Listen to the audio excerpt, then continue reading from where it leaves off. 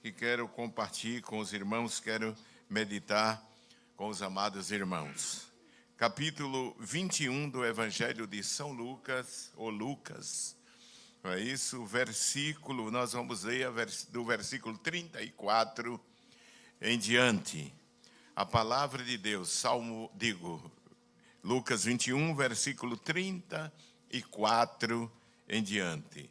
Nos diz assim a palavra de Deus: E olhai por vós, para que não aconteça que o vosso coração se carregue de glutonaria, de embriaguez e dos cuidados da vida, e venha sobre vós de improviso aquele dia, porque virá como um laço sobre todos os que habitam na face de toda a terra.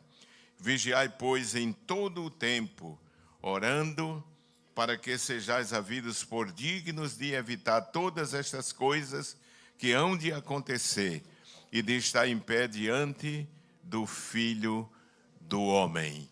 Quem diz amém, meus irmãos? Amém. Meus amados irmãos, aqui temos uma palavra da parte do Senhor Jesus Cristo, parte do sermão profético, que é tratado não só pelo evangelista Lucas, mas pelos evangelhos, os evangelhos sinóticos, que é Mateus, Marcos e Lucas. Os três evangelhos, não é isso, que foram escritos, e cada um tem um destinatário, e ao mesmo tempo cada um enfoca o registro do fato, do acontecimento, não é isso, que não deixa de ser um acontecimento histórico, mas o registro da palavra com a sua própria visão. Não é isso? Mateus, que apresenta Jesus como o rei. Amém, meus irmãos? Amém. Como o rei dos reis. Não é isso? Marcos, que apresenta Jesus como servo.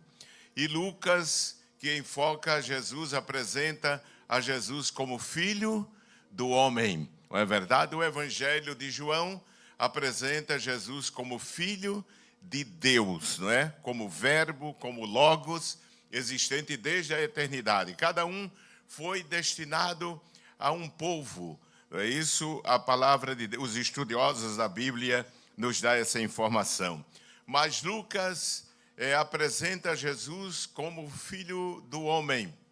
E ao mesmo tempo, essas palavras que foram registradas por Lucas foram palavras proferidas por nosso Senhor Jesus Cristo e direcionadas aos discípulos, àqueles que faziam parte do seu ministério, aqueles que haviam saído há pouco tempo do templo. Se lermos nos outros evangelhos, vamos entender de que eles haviam saído do templo e apresentam a Jesus a estrutura física, arquitetônica daquele templo, que era um belo edifício.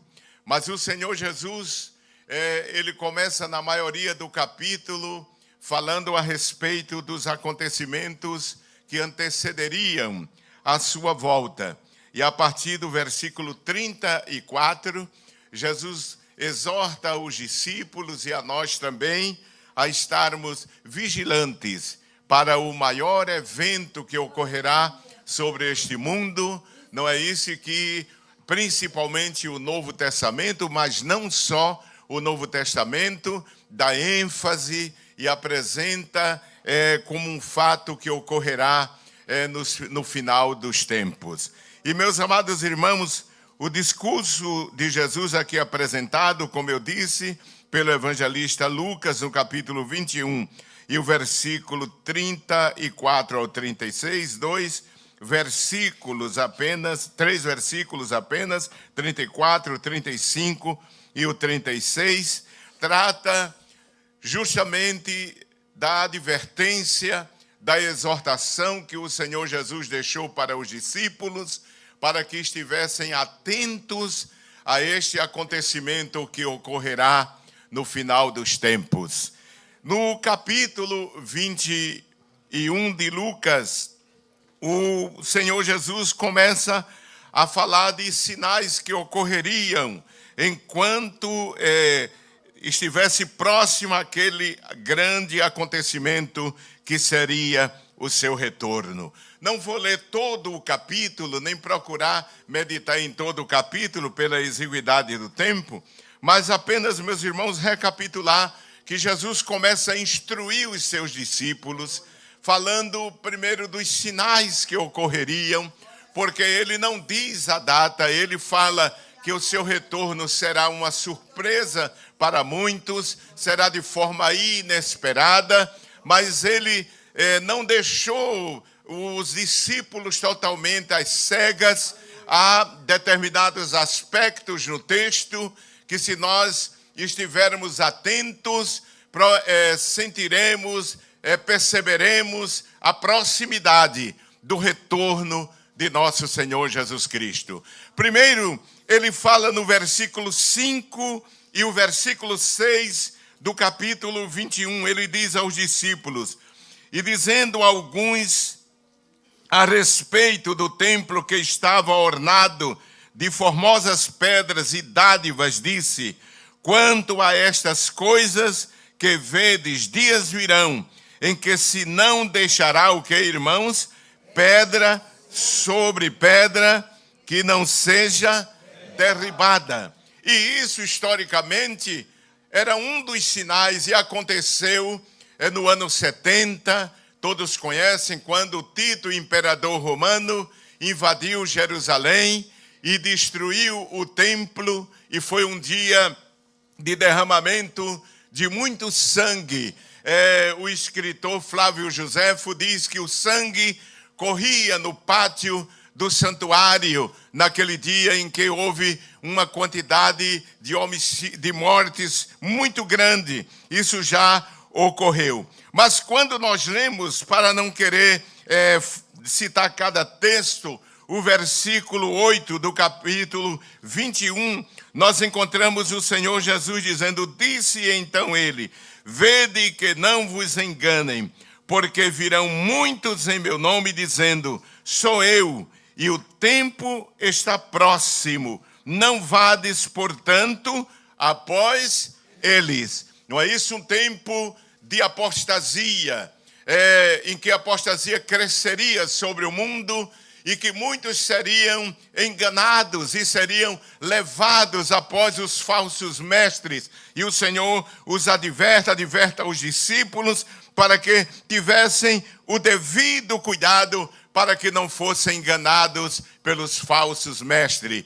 Tempo de apostasia, como diz o apóstolo São Paulo, escrevendo a Timóteo. Quando você chega no versículo 25, eu já disse que não queria me deter em todo o texto. No versículo 25, o Senhor Jesus diz: e haverá sinais no sol e na lua, e nas estrelas, e na terra, o que, irmãos? Angústia das nações, em perplexidade pelo bramido do mar e das ondas. Não é? São sinais que ocorreriam quando se aproximasse o seu retorno. Primeiro ele fala de angústia das nações. Não é isso? A angústia das nações, que quer dizer aperto no original. Não é isso? O aperto em todos os aspectos sobre as nações do mundo. E depois ele diz que, além de aperto, ele diz aqui: haverá angústia das nações em perplexidade.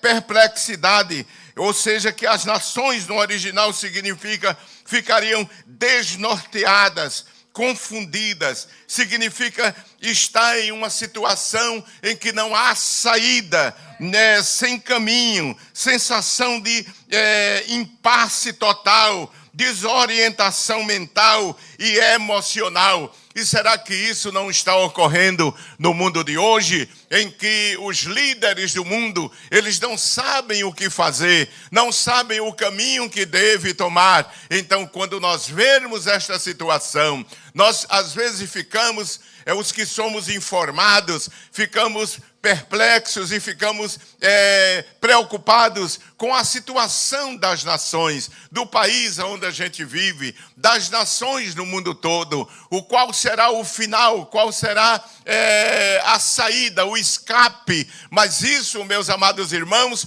o Senhor Jesus disse que seria um dos sinais da proximidade da sua volta. Então, se estas coisas estão ocorrendo no mundo, o Senhor Jesus está dizendo: levantem os olhos, olhem para cima, estejam atentos, estejam alerta, porque os sinais já estão em evidência. Perplexidade no mundo. E diz mais o Senhor Jesus: pelo bramido do mar e das ondas. Não é isso? O bramido do mar e das ondas, ou seja, o som, estrondo, rugido do mar. O original refere-se a um mar literalmente, mas no simbolismo profético também inclui a agitação dos povos, instabilidade global. E é isso o que nós estamos vendo no mundo de hoje. Estamos vendo um mundo instável, um mundo que está vivendo em um total desequilíbrio, não só econômico, mas social e em todos os aspectos da sociedade. Então, meus amados irmãos, esse termo descreve também sinais cósmicos e políticos, geopolíticos. A geração que viveria perplexidade, ou seja, num beco sem saída, angústia coletiva, a sensação de que os eventos estão fugindo do controle humano. E é isso o que a igreja está vendo, é isto que o mundo está vendo, e isto é um sinal de que Jesus está dizendo: eu vou descer para arrebatar a minha igreja e levar para perto de mim. Glorificado seja o nome do Senhor. Então, o que fazer quando estas coisas começarem a acontecer? No versículo 28, irmãos, vejam que eu estou adiantando. No versículo 28, o Senhor Jesus disse: ora, quando estas coisas começarem a acontecer, o que é que nós devemos fazer, irmãos? Olhai para cima e levantai a vossa cabeça, porque a vossa redenção está próxima. Amém, meus irmãos? A vossa redenção está próxima. Quando, irmãos, neste mundo não couber mais a igreja, não tenha nenhuma dúvida, nenhuma preocupação. O nosso Rei aparecerá e nos levará para o descanso eterno, para vivermos eternamente com Ele. Mas Jesus se refere a um dos sinais que eu considero um dos sinais mais significantes da Bíblia Sagrada. Ele diz no versículo 29, disse-lhes uma parábola. Olhai para onde, irmãos? Para a figueira e para todas as árvores. E quem é esta figueira? Esta figueira é o povo de Israel. E as demais nações e todas as árvores, que são as demais nações. Israel é o pêndulo do relógio profético de Deus. E o que ocorrerá com as outras nações é a confirmação da manifestação do juízo divino sobre este mundo. Meus amados irmãos, todos sabem, nós que lemos a Bíblia, nós que estudamos a palavra de Deus, que Israel está vivendo um momento de que muitas vezes nós pensamos que o inimigo vai conseguir destruir aquela nação. Mas aquela nação não pode ser destruída. Interprete como interpretar. Aqueles que estudam e principalmente que vivem nas universidades devem estar muito alerta, com muito cuidado, não é isso? Pelo antissemitismo que permeia a sociedade de hoje, que permeia este continente que vocês estão vivendo, as universidades, as escolas, por professores incrédulos, ateus e inimigos da palavra de Deus. Porque não se pode, a igreja...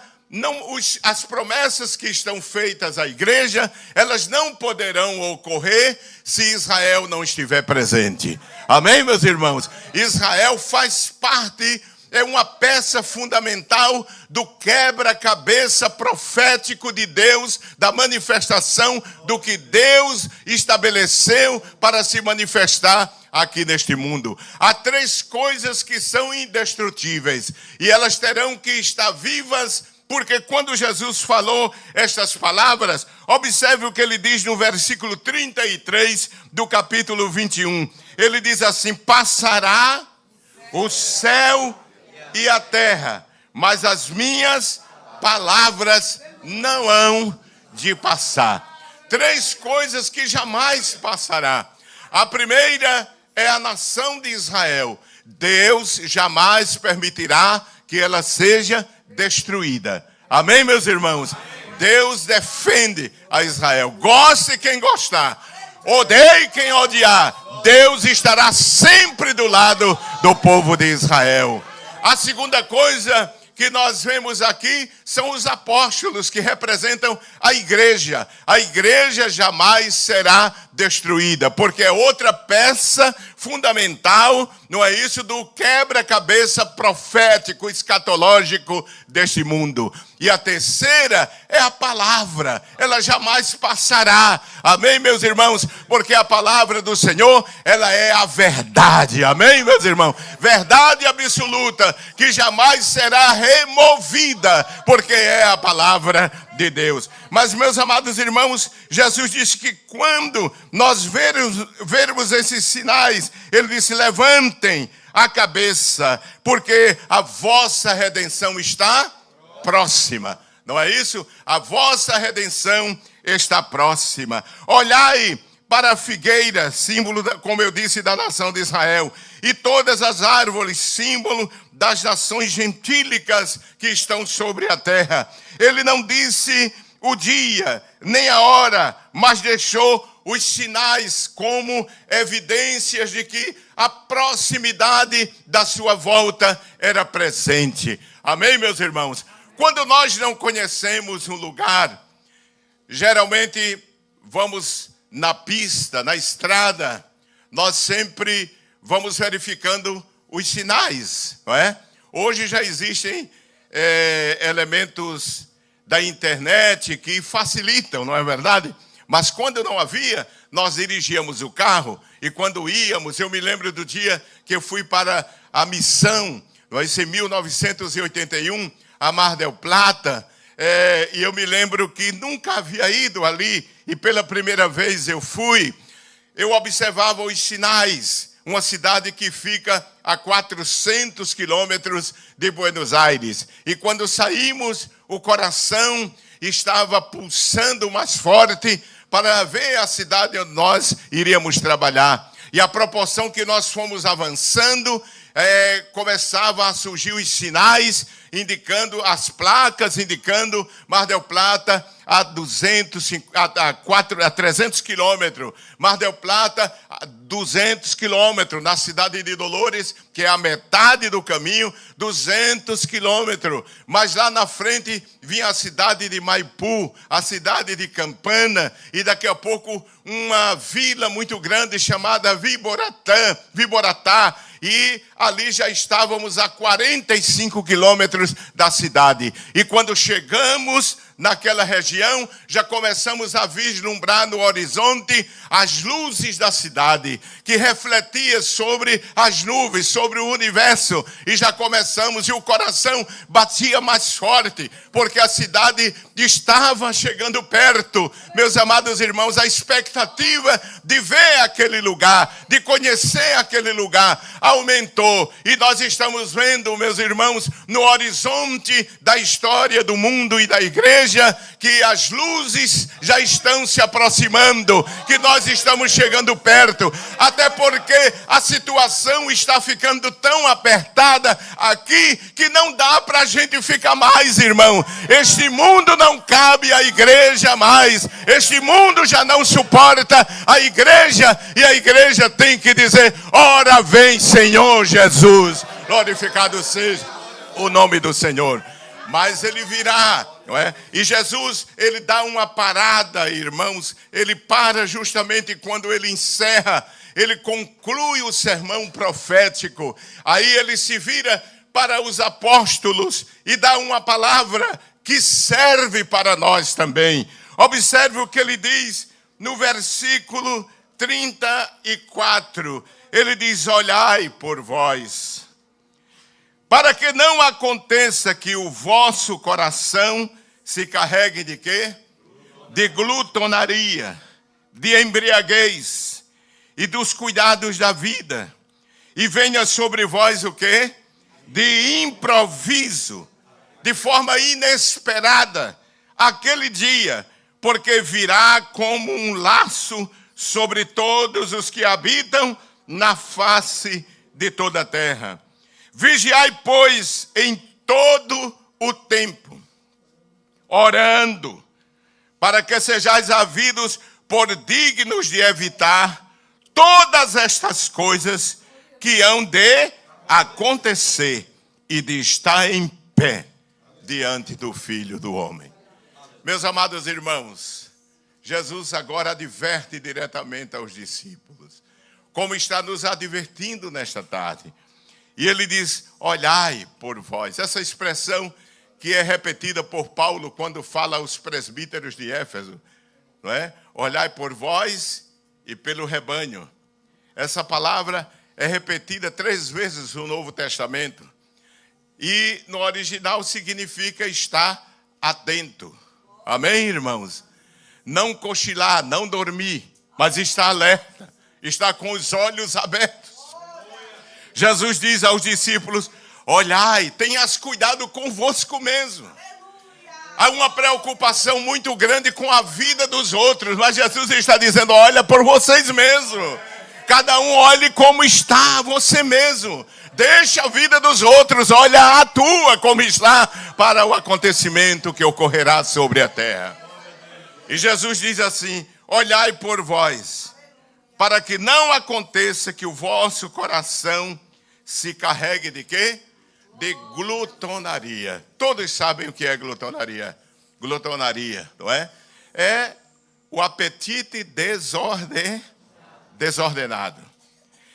Mas quando nós lemos o contexto, parece que Jesus está falando da glutonaria no sentido genérico, mais abrangente. Porque ele está dizendo assim, e vosso coração, porque ele não disse a vossa boca, ele diz o coração. Ele está falando do interior. Ele diz: cuidado, para que os desejos desordenados, os apetites desordenados, não dominem o vosso coração, não dominem o vosso interior. Então, a glutonaria aí não é glutonaria só de alimento, descontrole alimentar. Não é? Não, Senhor.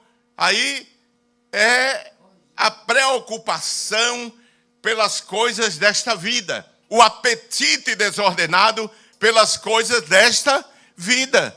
Amém, meus irmãos? Por todas as coisas que muitas vezes são necessárias para a nossa vida, mas elas não podem ter o primeiro lugar. Amém, meus irmãos? Não podem ter o primeiro lugar. Quando o meu filho, pastor Jefferson, foi ao campo missionário, essa segunda vez, ele foi a uma cidade onde havia um grupo muito resumido de crentes. E ele disse assim: pai, eu estou contente porque uma pessoa de uma determinada congregação nossa lá no Recife, eu não sei se ele se animou a vir para a cidade quando soube que eu estava vindo, mas ele chegou com a família, chegou com os filhos, a esposa, é uma família grande, e foi importante para mim porque eles tocam, apesar de Jefferson tocar vários instrumentos, ele disse: eles tocam e vão ajudar muito. E aquela família começou a ajudar, mas depois desapareceu. E quando desapareceu, ele foi visitá-los, foi visitar a família. Mas a resposta do pai da família foi: nós não viemos aos Estados Unidos para servir a Deus, nós viemos para ganhar dinheiro. Nós viemos para ganhar dinheiro. Deus queira que muitos que foram com esse ideal voltaram enfermos e sem nada, não é? Deus tenha misericórdia. Mas nós não podemos permitir ser dominados pelas coisas passageiras desta vida. Nós não podemos dar as costas a Deus. Nós não podemos dar as costas ao Senhor Jesus. Nós não podemos dar as costas à igreja. Precisamos trabalhar, mas devemos entender que sem a igreja, sem a palavra, sem adorar a Deus, nós ficamos sem piso e sem teto, irmãos. Não podemos sobreviver espiritualmente. Para que sobrevivamos espiritualmente, temos que tirar tempo para Deus. Amém, irmãos? Nos ocupar com as coisas de Deus, nos ocupar com Deus. Não podemos deixar isso da nossa visão principal e prioritária. Cuidado para que os apetites desta vida, não é, irmãos? Alguns é muito apetite por churrasco. Não é pecado, viu, irmão? Se vão fazer, me chamem que eu gosto. Mas, olha, irmãos, tem que ter cuidado. Essas coisas são passageiras. Todas essas coisas passam. Você está tendo sucesso, está tendo prosperidade na vida. Amém.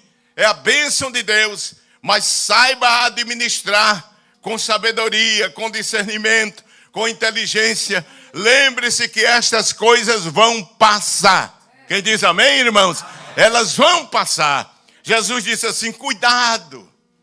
Ele disse, olhai, tenhas cuidado convosco mesmo, para que não aconteça que o vosso coração se carregue de quê, irmãos? Glotonaria, de embriaguez. Não é? Não se deixe embriagar, não é só com álcool, não é só com o vinho. É embriagar-se com as coisas desta vida. Aí disse, cuidado, embriaguez. E dos cuidados de quê? Da vida. Depois diz, e venha sobre vós de improviso aquele dia. E ele diz, porque virá como que, irmãos? Um laço. É? Um laço. Aqui ele faz uma analogia do pássaro, não é? Que é alcançado pelo laço. Ele não espera. E quando ele menos espera, ele é atrapado pelo laço. Ele diz, será como laço sobre todos os que habitam na face de toda a terra. E diz, vigiai, pois, em todo o tempo. Vigiai, pois, em todo tempo. Estejais atentos. Ele disse, fazendo o que, irmãos? Orando, para que sejais havidos por dignos de evitar todas estas coisas. Eu acredito que Jesus percebeu que os apóstolos tinham ficado apreensivos com todas as coisas que ele falou. Todos os sinais e a manifestação da ira de Deus sobre o mundo. Jesus falou, e se você ler esse sermão no capítulo 24 de Mateus, se você ler no capítulo 13 de Marcos, você vai obter informações que Lucas deixou de colocar aqui no texto. Das coisas que ocorrerão no mundo. Que ele disse que será semelhante a uma dor de parto. A dor de parto, as mães aqui sabem o que é isso. É uma dor que vai crescendo, até que se torna irresistível. E a criança nasce. Ele falou que ocorreria. E os discípulos, irmãos, eles com certeza ficaram amedrontados. Ficaram com medo. Eu me lembro que quando a minha família se converteu ao Evangelho, a minha mãe, que gostava de ler, ela fez uma das coisas mais sábias que uma mãe poderia fazer naquele então. Quando nós terminávamos de almoçar, ainda sentados à mesa, ela pegava a Bíblia dela e lia conosco o livro de Apocalipse.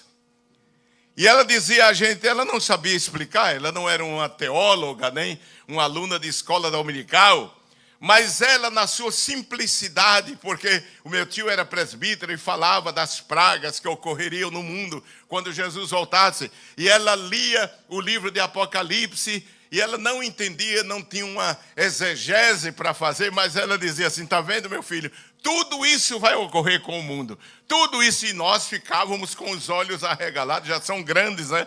Da família Alves, tem os olhos grandes, dizem, e ficávamos assim, e pedindo a Deus que ela terminasse, ficávamos com medo, e ficávamos pensando, não, a gente tem que ser crente mesmo, porque senão a gente vai passar por tudo isso que está escrito no livro de Apocalipse. Ela fez um grande trabalho, irmão. Ela fez um grande trabalho, nos convenceu de que nós tínhamos que nos firmar no Evangelho, servir a Deus com sinceridade, para não passar aquelas pragas que ali estão determinadas. Meus amados irmãos, eu entendo de que os discípulos ficaram impressionados. E eles disseram, tudo isso vai ocorrer sobre o mundo. A manifestação da ira de Deus para julgar este mundo. E para convencer a Israel de que Cristo é o verdadeiro Messias. Será tempo de aperto para a nação e depois o derramamento no segundo período da última semana de Daniel, da 70ª semana de Daniel, será um período de revelação em que o anticristo se revelará quem é ele, na sua personalidade, na sua na capacidade que ele tem de fazer o mal à nação de Israel, e a partir dali a ira de Deus se derramará contra este mundo, não é? Jesus falou tudo isso a eles, e por certo eles ficaram atônitos. Aí Jesus, ele fala de duas coisas que eu considero o ápice deste sermão para nós, desse texto, a partir do versículo 34. Primeiro ele diz assim, vigiai, pois, em todo o tempo, orando, para que sejais havidos por dignos. De que, irmãos? De evitar. Se vocês não querem provar daquele castigo, das pragas que eu estou falando, vocês terão que viver segundo os ditames estabelecidos por Deus, de evitar todas estas coisas que hão de acontecer. E em segundo lugar, ele disse o que, irmãos? Está em pé diante do Filho do Homem. E vocês sabem que esse em pé aqui não é fisicamente. O príncipe dos pregadores, como se chamava? Spurgeon. Ele disse, esteja em que posição o cristão estiver. Se ele está diante de Deus, ele sempre estará de pé. Esteja deitado, sentado, mas diante de Deus ele está em pé. Amém, meus irmãos? Ele está em pé. Quantos estão em pé aqui, irmão? Não só eu, nem os irmãos, todos estamos em pé diante de Deus. Amém? Ele diz, façam tudo, façam o possível para ficar de pé diante de Deus. Ele disse assim, e de estar em pé diante do Filho do Homem. Essa é a posição espiritual em que que Jesus nos deve encontrar, de pé espiritualmente. Por quê? Porque o pecado nos fez o homem cair. Não foi isso, irmão? Fez o homem cair. Fez ele cair. E o mundo, porque o crente tem uma luta em 3 focos, né? Primeiro, a carne, que está nele mesmo, a velha natureza. Segundo, o mundo, que Tiago diz que se formos amigos do mundo, seremos inimigos de Deus. Ele luta contra nós. E terceiro, o diabo. Nós lutamos contra o diabo, lutamos contra a natureza velha adâmica que está em nós e lutamos contra o mundo. E esses três elementos fazem pressão para que o crente se curve e caia. Salmista, no Salmo 20, ele diz: uns encurvam-se e caem, mas nós nos levantamos e estamos de pé, não é? Mas o pecado lançou a raça humana no lodo, no lamaçal, porque lodo ali no original quer dizer pântano, lamaçal. Ele nos lançou, nos prostrou na lama. Leia o que diz o Salmo 69 e o versículo 2. Salmo 69 e o versículo 2 diz assim: atolei-me em profundo o quê? Lamaçal, onde se não pode o quê? Estar em pé. Esse lamaçal é o quê, irmãos? É o pecado. É o pecado. O salmista ainda diz no Salmo 40, versículo 1 em diante, ele diz: esperei com paciência no Senhor e ele se inclinou para mim e ouviu o meu. E o que foi que ele fez? Tirou-me de um lago horrível. De quê? De um charco de lodo. E fez o quê? Pôs os meus pés sobre uma rocha. E fez o que mais? Firmou os meus passos. Não é? Um fala do nosso estágio anterior no pecado. Estou com os meus pés atolados no lodo e não posso ficar em pé. O pecado é como areia movediça. É como areia movediça, em que o homem, cada dia, vai se afundando. O pecado é assim. O salmista, no mesmo Salmo 40, diz: um abismo chama o outro abismo. O homem não há possibilidade do homem que vive dominado pelo pecado se restaurar, como diz a sociedade, como dizem os sociólogos, como dizem os sábios desse mundo, que o homem vai chegar a um padrão, vai melhorar. Não, irmão, o homem vai piorar, porque está com os pés enterrados na lama. O homem está num pântano, a humanidade está em um pântano e cada dia vai se afundar. Você escute os noticiários que você vai ver cada dia a humanidade se afundando mais, se afundando mais. Se afundando mais. Mas graças a Deus que quando nós ouvimos a voz do Evangelho, Ele nos tirou, vamos usar a expressão do salmista, nos tirou do lodo, nos tirou do lamaçal. Amém, meus amados irmãos? Não é? Ele diz no Salmo 40, ele diz assim: Ele tirou-me de um lago horrível, de um charco de lodo, pôs os meus pés sobre o quê? Uma rocha. A rocha é Cristo. Amém, irmãos?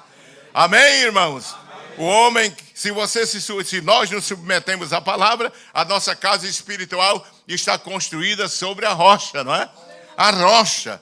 Sobre esta pedra edificarei a minha igreja, a leitura feita hoje, e as portas do inferno não prevalecem. Se não prevalece, é porque luta, mas não prevalece. E é isso que nós temos que ter, uma posição de resistência. Amém, irmão? Ser tentado não é pecado. Pecar é obedecer à tentação. Amém, meus irmãos? A tentação vem, mas nós resistimos em nome de Jesus. Resistimos ao pecado. Jovem, resista ao pecado. Criança, resista ao pecado. Adulto, resista ao pecado. Amém, meus irmãos? E Deus nos dá força para vencer ao pecado. Porque o trabalho do diabo é querer derrubar. Veja, me lembrei 6 e 10 de Efésios. Abra sua Bíblia. Efésios, capítulo 6 e o versículo 10. Nos diz assim: no demais, irmãos meus, o que é que ele diz? Fortalecei-vos no Senhor. Repitam todos comigo. Fortalecei-vos no Senhor e na força do seu poder. O apóstolo está dizendo, sejam fortes, fortaleçam-se.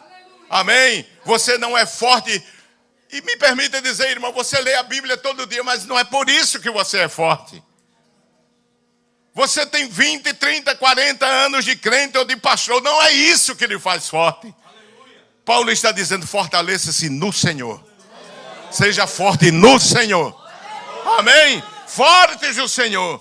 Diz no demais, irmãos meus, fortalecei-vos no Senhor e na força do seu poder. No poder de Deus. Amém, irmãos? E me permita dizer, eu não entendo que esse poder aqui é falar muita língua, profetizar. Não, esse não é esse poder. É quando o crente se aproxima de Deus, vai buscar a Deus, tem intimidade com Deus, que é dado esse poder para resistir a Satanás. Amém, meus irmãos? Porque diz assim, olha, fortalecei-vos no Senhor e na força do seu poder. Aí diz, revesti-vos de toda a armadura de Deus, para que possais o quê? Está firmes. O diabo bate, mas está firme. É?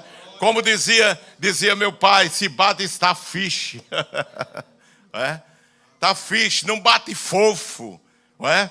Quando o oleiro faz o vaso, que ele coloca lá no sol e depois coloca no forno, tem algumas panelas que saem fofa, porque tem pedregulho dentro.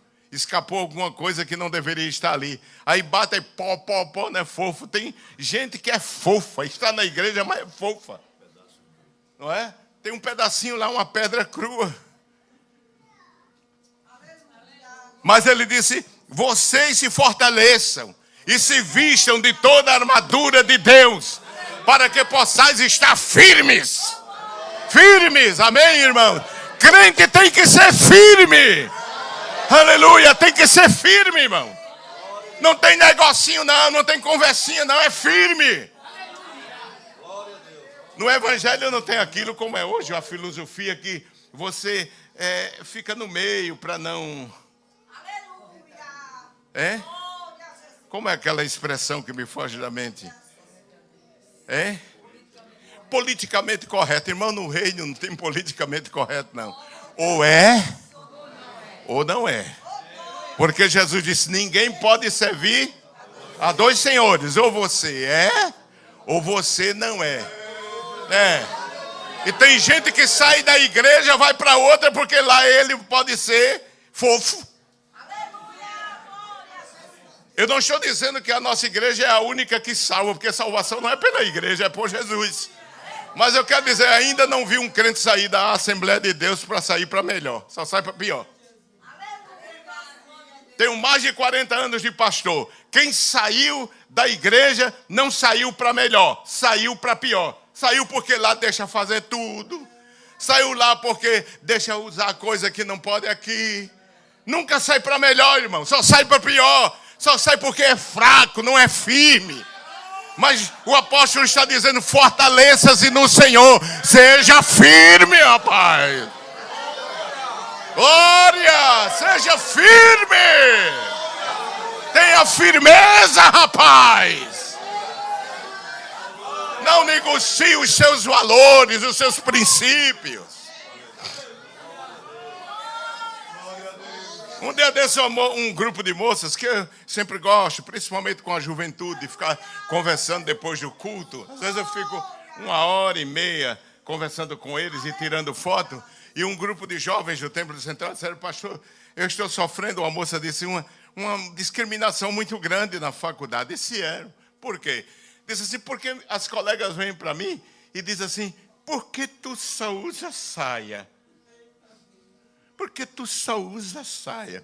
Eu disse, mas minha irmã, use a tática de Jesus, a oratória de Jesus. Qual é, pastor? Eu digo, porque você só usa calça comprida. Ela vai dizer, porque eu gosto disso. Eu uso saia porque eu gosto. Não entre nem em doutrina, nem Bíblia, porque ele não entende nada. Não lance a pérola aos porcos. Porque você não faz assim como eu. Ah, você faz porque você faz.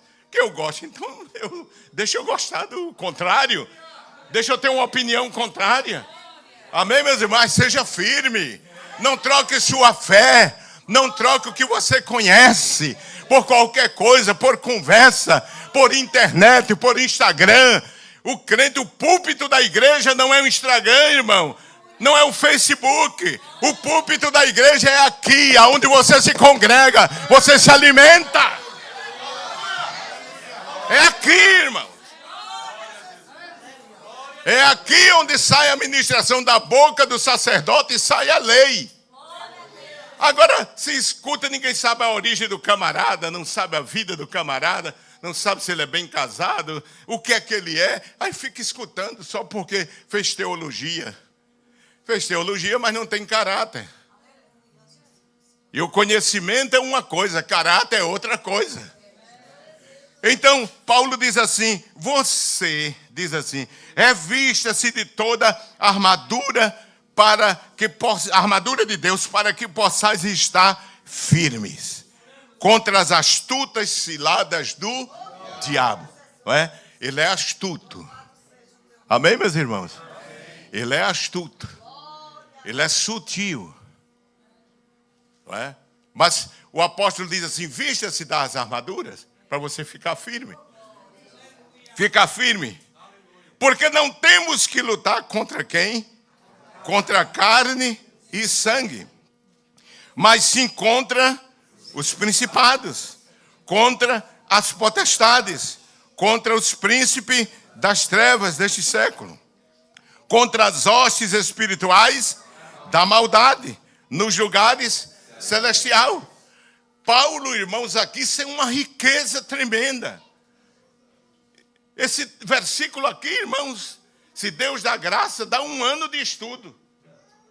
Porque o apóstolo está se referindo à hierarquia de seres espirituais do inferno. Como eles governam, como eles administram, como eles dominam cada parte do mundo. Paulo está fazendo menção a essas hostes, como ela escraviza. E ele diz que não temos que lutar contra quê, irmãos? Contra carne e sangue. Não é contra as pessoas, não é contra o meu irmão. A luta não é contra um exército regular de soldados de carne e osso. Não. Não, Senhor. Até porque as nossas armaduras não são aquelas. Paulo, escrevendo aos Coríntios, diz que as nossas armaduras são o quê? As armaduras da nossa milícia são o quê? Espirituais e poderosas em Deus. Poderosas em Deus. Para destruir toda a fortaleza. E essas fortalezas não são prédio. São argumentos diabólicos. Que você encontra eles todo dia na internet para confundir a sua fé. E o apóstolo está dizendo, são armas espirituais, que se elas são usadas em Deus, elas destroem os argumentos. E aqui Paulo está dizendo, é luta. Aqui não é uma guerra regular. Paulo está dizendo que a nossa, primeiro, ele está falando da individualidade da luta. Porque aqui não é uma luta contra um exército, é uma luta contra uma pessoa. O termo grego usado por luta aqui é semelhante ao termo que é usado para a luta do sumô. Conhece sumô, irmão? Aqueles gordões orientais com aquela roupa indecente que luta contra o outro. É uma luta semelhante, se dava nos coliseus da Grécia, em que um guerreiro lutava com o outro para derrubar o outro. O original quer dizer isso. E o trabalho de Satanás, cada um tem uma luta. Porque cada um tem uma porta fraca. A arma que Satanás usa contra você pode ser fraca para o outro, mas ele tem outra que usa contra aquela porta fraca dele. Tem coisas dos outros que a pessoa cai e diz, mas com isso ele caiu, mas é fraca para você. Mas o diabo tem outra arma contra você, porque ele sabe o ponto fraco. Aí você tem que se vestir das armaduras. Você tem que estar revestido. Amém, meus irmãos? Revestido de poder e vestidos da armadura de Deus. as armaduras espirituais para vencer. Veja o que ele diz aqui: para que possais estar firmes contra as astutas ciladas do diabo. Veja que é pessoal. Porque não temos que lutar contra carne e sangue, mas sim contra os principados, contra as potestades, contra os príncipes das trevas deste século, contra as hostes espirituais da maldade nos lugares. Portanto, tomai toda a armadura de Deus, para que possais resistir no dia mau. E havendo feito tudo, ficar? Diga comigo, ficar firmes. Amém, meus irmãos? Ficar firmes. Amém? Ficar firmes. Estais, pois, firmes, tendo cingido os vossos lombos com a verdade, e vestido a couraça da justiça, e calçado os pés na preparação do evangelho da paz, tomando sobre tudo o escudo da fé, com o qual podereis apagar todos os dardos inflamados do maligno, setas malignas. Depois disso, tomai também o capacete da salvação. Amém, irmãos? Que a sua mente seja protegida pelo evangelho. E a espada do Espírito, que é o quê? A palavra de Deus. E além dessas armaduras, Paulo diz assim: fazendo o quê, irmão? Orando em todo o tempo, com toda oração e súplica no Espírito. E fazendo o que mais? Vigiando nisso. Só um dia. Perseverança. E súplica por todos os santos. Amém? Então, em oração e armados, protegidos, com o cinto da verdade. Amém, meus irmãos? Aqui diz: portanto, tomai a armadura de Deus, para que possais resistir o dia mau, e havendo feito tudo, ficar firme. Ele diz: estáis, pois, firme, tendo cingido vossos lombos com a verdade. Onde estão os lombos do crente? Onde é o lombo da pessoa? Onde é o lombo? E vestida a couraça da justiça, e calçado os pés na preparação do evangelho da paz, tomando sobretudo o escudo da fé, que era o escudo romano, o escudo que protegia todo o corpo, porque os soldados no campo de batalha usavam esse escudo, porque quando um morria, eles levavam no escudo. Não era um escudo que protegia só os olhos, ou a cabeça, ou o peito, não. Era um escudo grande, o maior. Quer dizer isso. E depois diz: tomando sobretudo o escudo da fé, com que podeis apagar todos os dardos inflamados do maligno, tomai também o capacete da salvação. Isso fala de convicção de salvação, irmão. Tem esse negócio assim, né? Você é salvo e o quê? Você é ou não é? O diabo quer saber se você é, irmão. Tomai também o capacete da salvação e a espada do Espírito, que é a palavra de Deus. Você veja que Deus dá as armaduras de defesa e as armaduras de ataque. Porque tem hora que o crente tem que atacar. Irmão. Você está atacando? Não é atacado, não. Atacado é doente da cabeça. Tem uns que são atacados. Em vez de atacar o inimigo, eles são atacados, irmão, do juízo. Então, meus amados irmãos, armados, preparados. A nossa vitória não depende da nossa força. Amém, irmãos? Não depende da nossa força, irmão. É bom dizer, tenho 50 anos de crente. Que maravilha, irmão. Não é? Eu escutei pastor Eurico Bergstein, missionário, que era finlandês, mas ele atravessou para a Suécia, foi pastor lá, e de lá ele foi enviado pelo pastor Levi Petrus para o Brasil. E o ministério dele não era um ministério evangelístico, era um ministério de mestre, né, de ensino. A esposa dele faleceu, e eu o vi com 85 anos. 85 anos, numa escola bíblica, o pastor me mandou a mim, com um outro irmão, representá-lo na escola bíblica em Santos, São Paulo. Foi a última vez que eu vi o pastor Eurico Bergstein. E ele já falava com dificuldade, já o português mostrava assim que estava misturando muito com o sueco, e ele dizia assim, irmão, chorando, ele dizia, eu fui jovem, o diabo me atacou de todos os lados para me derrubar.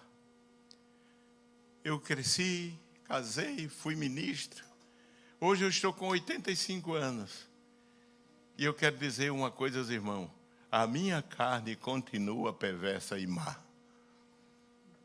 85 anos, depois de tanta oração, consagração, ensino da palavra, mas a carne, ela vai lutando até a gente entrar no sepulcro.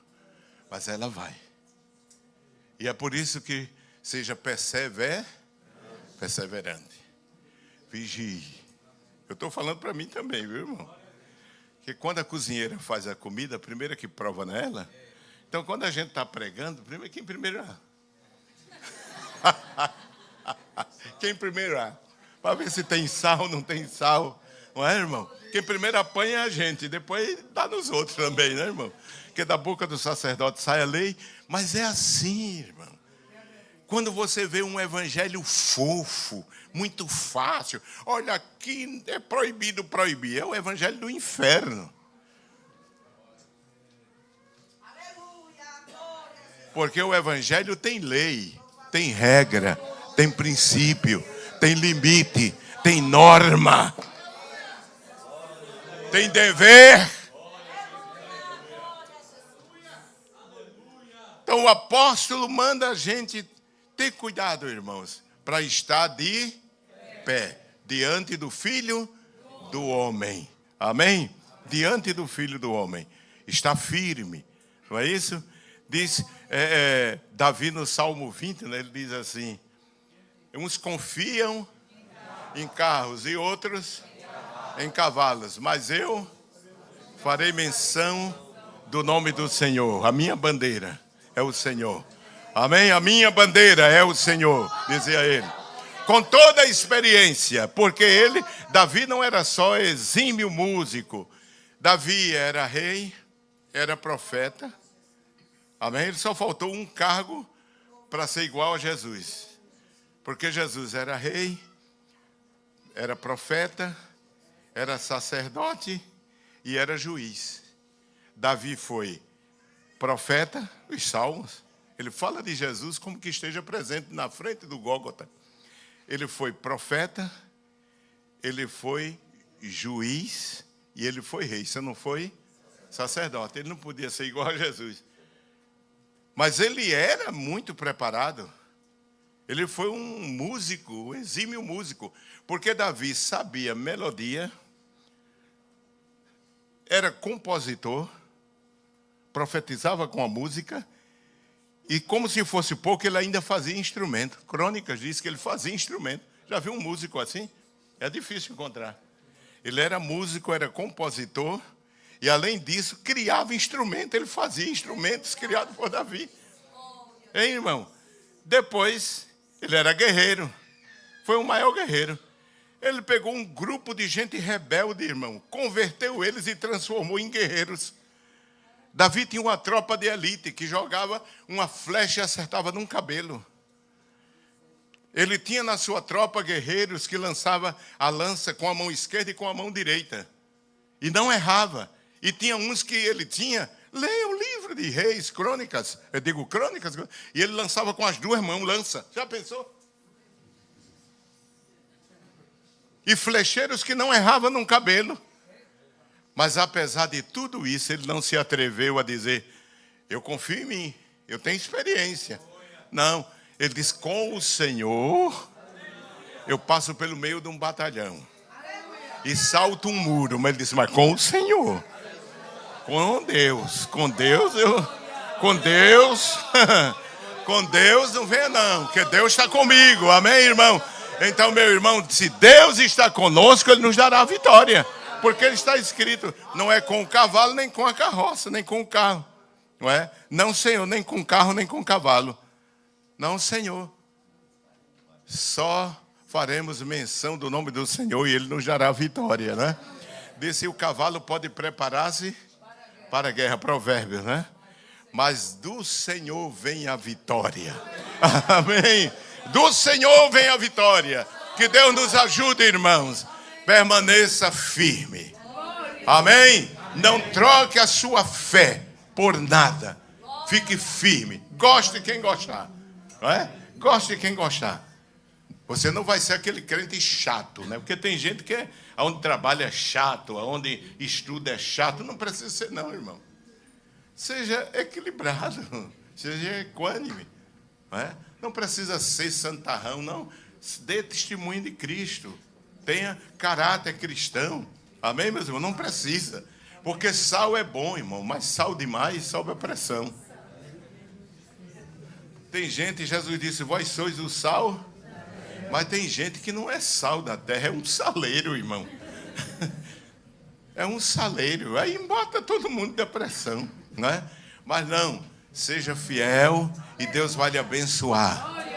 Deus vai lhe abençoar. Seja fiel. Não troque Deus por nada. Está ouvindo? Não troque Deus por nada. Principalmente vocês, jovens. Eu não troquei Deus por nada. Chegaram muitas ofertas, mas eu não troquei. Chegaram oferta para casamento. Chegaram oferta para muitas coisas. Para diversão mundana, para coisas do mundo, deixa lá. Um dia um colega disse a mim assim, então você não faz isso, não faz isso, não faz isso, não faz isso. Então você não é desse mundo. Eu disse, acertou. Você acabou de acertar, não foi adivinho não, acertou. Não é? Eu não sou daqui. Se eu fosse daqui, então era diferente. Era igual a vocês, mas não sou. Fica firme, meu irmão. Fica firme, meu irmão. Fica firme, minha irmã. Fica firme, meu jovem, meu adolescente, minha criança. Fica firme em Jesus. Amém? Eu fui entrando ali, uma criança disse assim, pastor, que prazer conhecer o senhor, que eu tinha uma vontade de conhecer as crianças de hoje como são, né? Então tem que dizer a elas, fica firme também, que o diabo lá na escola vai querer ensinar ele a ser diferente do que Deus criou ele, tem que ter muito cuidado, não é? Criança também sofre, né, irmã? As crianças hoje não escapam, não é? Eu estava no sertão, isso logo que eu assumi a presidência, e eu, na hora do culto, fiz a leitura e disse, irmãos, quantos querem a oração? Aí uma criancinha estava no primeiro banco do lado direito, levantou assim, pastor, ore para Deus me dar vitória. Eu digo, meu Deus do céu, uma criança dessa. Meu Jesus, uma criança dessa, 8 anos, já está atribulada. Já está, pastor, ore por mim, para Jesus me dar vitória. Eu digo, tá medonho. Jesus, é muito difícil ser crente mesmo. Eu acabo com 8 anos, já está passando tribulação. Deus abençoe, meus irmãos. Amém.